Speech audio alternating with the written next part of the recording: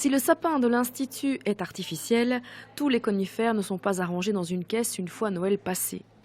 Si votre sapin est en pot, laissez-le donc dedans et sans racines, il reste la solution du recyclage maison en l'intégrant par exemple dans un compost.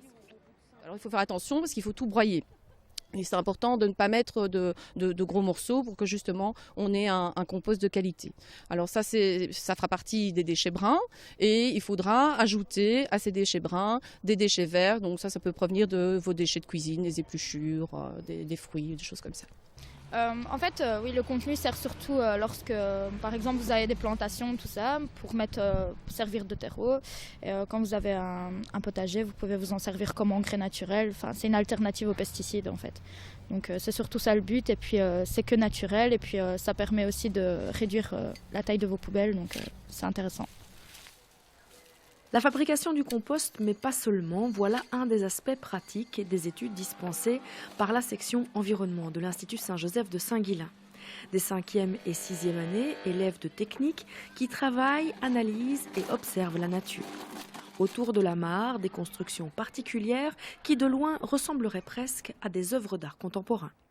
C'est un hôtel à insectes, donc il faut savoir que dans notre jardin, par exemple, si on a un potager, il est important de pouvoir accueillir une plus grande biodiversité, donc notamment les auxiliaires de jardin. Donc grâce à cet hôtel, on va pouvoir, dans notre potager, se passer de pesticides parce que ça va accueillir des prédateurs comme par exemple les coccinelles et des pollinisateurs comme par exemple les papillons qui vont être accueillis justement à cet emplacement.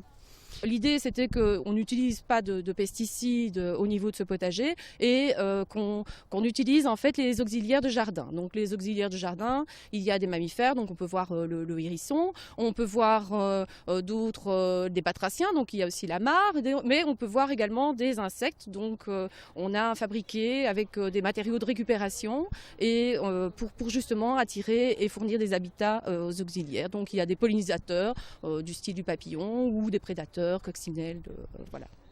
Créée en 2006, la section environnement a su trouver son public parmi des jeunes de plus en plus soucieux de la nature. Je cherchais surtout le contact avec la nature, j'aime vraiment bien les animaux. Le contact avec la nature, je trouve que c'est très important et on n'y fait pas toujours attention et on ne sait pas trop les conséquences que ça a sur nos vies. J'adore ça, je suis toujours dehors en fait.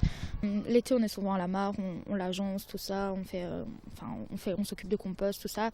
Et puis quand il fait plus mauvais, on fait des laboratoires, tout ça, des analyses, donc ça me plaît beaucoup. J'aime bien le côté un peu découvert de la chose.